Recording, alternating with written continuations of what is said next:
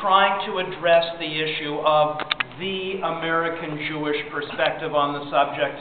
And the first thing to say is that there is no the American Jewish perspective. The range of perspectives within the American Jewish community is wide. It would be like turning around and asking, what's the Christian perspective on the situation in the Mideast? I'd like to say a little bit about some of the less visible Jewish resistance to some of the aspects of the Gaza offensive. As Patrick mentioned, we'll be having a more historical panel coming up. So rather than trying to investigate the 1947 lines, the 1949 lines, just what was the response to the Gaza invasion starting at the end of last year. As Paula Mohan pointed out, clearly this is connected with having a friendly administration in Washington, which had really spent most of its time not addressing issues of peace so much as the war against terror, and by putting Hamas in the terrorist category, President Bush seemed to feel that that settled the issue. The problem is, of course, it didn't. Israel is a democracy, and so as a result, Israeli political decisions are taken with an eye toward winning elections. You can note that the same thing happens in the United States. As a result, when one looks at the decision to take military action against Gaza, this was done, and again, I should point out, this was not taken as by an isolated political party.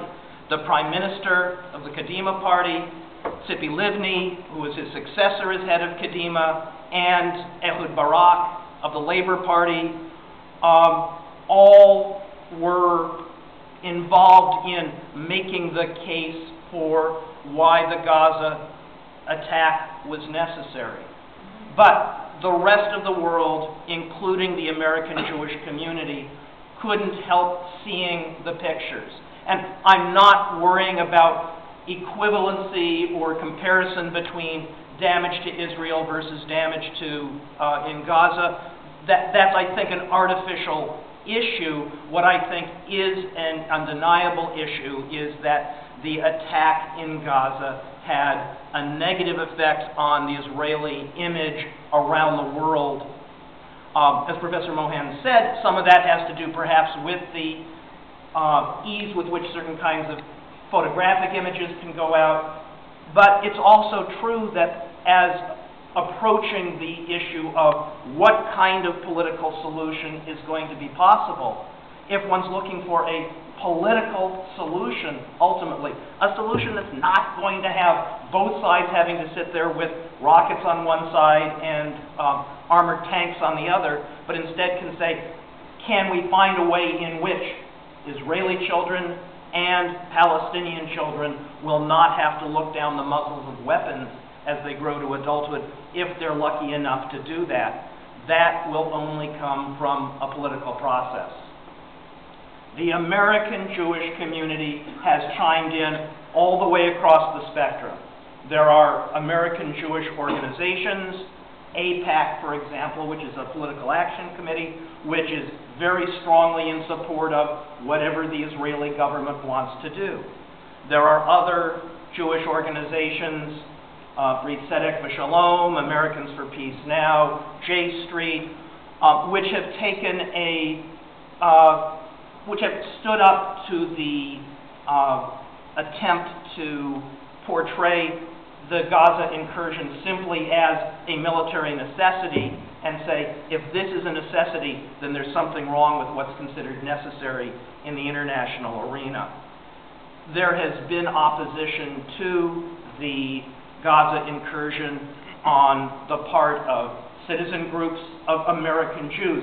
And the reason I'm specifying that these are American Jews who are involved is not to say there's something unimportant about the rest of the demonstrations, but to say when American Jews, especially those who have voiced support for Israel in the past, looked at some of the aspects of the Gaza situation, the response was, this has gotten out of control as a decision made in Israel, as a decision of policy. It's impossible for some American Jews to support the government that's making this decision. There are many reasons for thinking that the Gaza incursion will not have been one of the high points of Israeli foreign policy. As a military activity, one can consider its pros and cons, but as an event that drove some American Jews out of the willingness to take Israeli political decisions as something beyond our control, and instead raised some of the issues about the extent to which the American government supports the Israeli military. Now, the American Jewish community is very philanthropic toward Israel and certainly isn't contributing toward weapons of destruction. On the other hand, the kind of support that goes to Israel has not always been kept on the inside of the green line, on the inside of the lines that marked off the pre-1967 borders. One of the issues that has come up with some of the organizations is, can donations be limited strictly to non-settlement activities outside the green line? That's an ongoing discussion, and the American Jewish community continues to argue the pros and cons.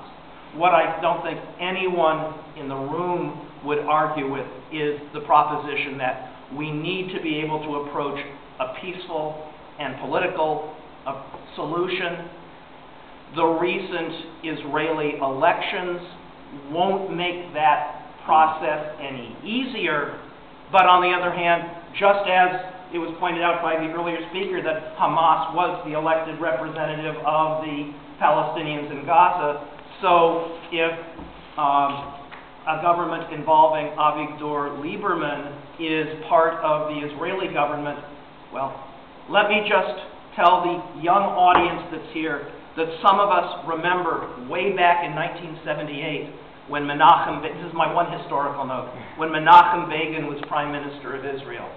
Begin was a dyed-in-the-wool advocate of Israeli independence in days when that involved a certain amount of approach to what we might call terrorism.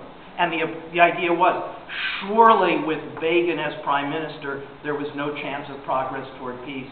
It was during the Begin administration that the Camp David Accords were reached between Israel and Egypt. If that was possible 30 years ago, then now, despite the signs that it's going to be a difficult process, there are allies for the peace process in the White House and within the American Jewish community. Thank you.